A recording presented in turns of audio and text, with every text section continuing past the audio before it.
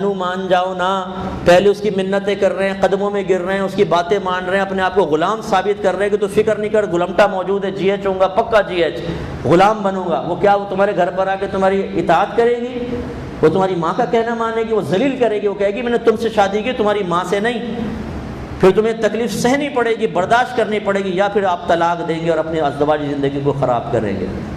اس لیے لڑکیوں کے چکر میں نہ رہیں جو اتنے نخرے کر کے آپ کو ایک اپنی زیارت کرواتی ہے، نخرے کر کے فیس بک پر آتی ہے، 50 دفعہ آپ ریکویسٹ بھیجتے ہیں، تب کہتی ہے چلو 1 گھنٹے کے لیے میں آ جاتی ہوں، ابا جان باہر گئے ہوئے ہیں۔ وہ آپ کے گھر میں آ کے آپ کی تمام باتیں ماننا شروع کر دے گی۔ اس لیے اس قسم کی یہ لو میرجز جو ہے نا، یہ سب ڈرامے اور فلموں میں اچھے لگتی ہیں، بس پریکٹیکل لائف میں کرنے لگیں گے تباہ و برباد ہو جائیں گے۔ ارینج میرج کریں۔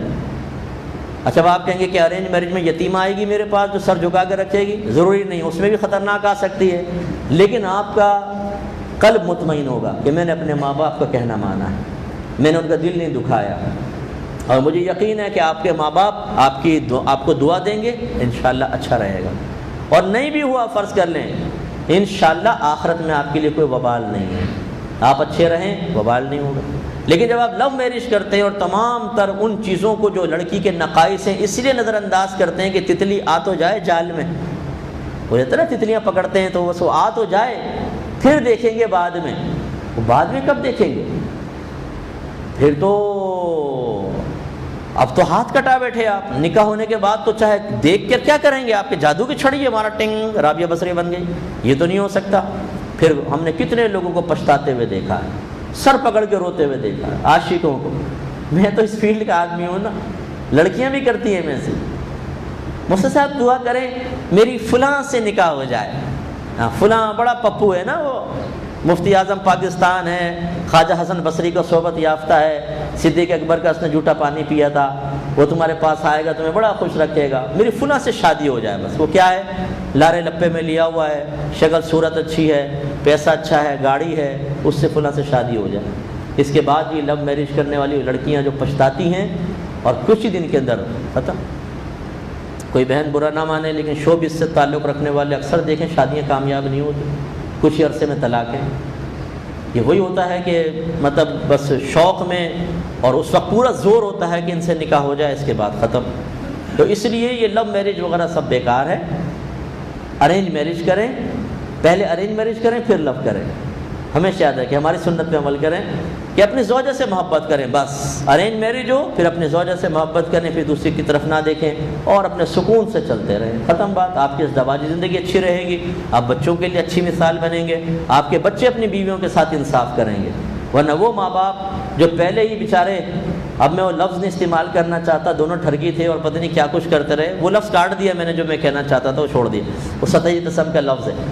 تو وہ سب حرکتیں سب کو پتہ ہیں، اور جو ہماری جدید نسلیں آ رہی ہیں انہیں بدرجہ اولا پتہ ہے کہ اس لو میرج میں پہلے کیا کیا ہوتا ہے۔ تو پھر ان ماں باپ کا اچھا امیج کبھی قائم نہیں ہوتا۔ اولاد کو پتہ ہے کہ ابا اور امی نے لو میرج کی تھی، تو کیا کیا کیا ہوگا یہ بھی انہیں پتہ ہے۔ اب جب وہ خود کرتے ہیں تو وہ ماں باپ ان کو روک نہیں پاتے۔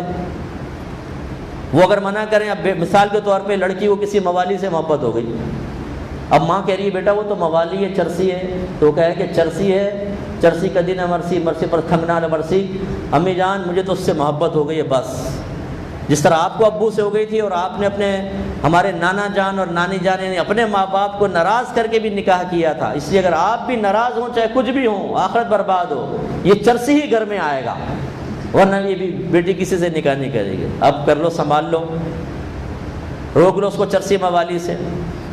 تو یہ جو نوجوان خاص طور پہ میرے بچوں ذرا ذہن میں رکھیے گا، نہ کھانے کے نہ کمانے کے، اور بس جی میں جاؤں سسر کے سامنے، ہونے والے سسر کے سامنے، جی میں ہوں وہ عظیم نوجوان جو آپ کی بیٹی سے نکاح کرنا چاہتا ہوں، بیٹا تعلیم کتنی ہے؟ 0، کماتے کتنا ہو؟ کچھ بھی نہیں، بس اپنی بیٹی میرے حوالے کر دو۔ واہ بھائی واہ پپو۔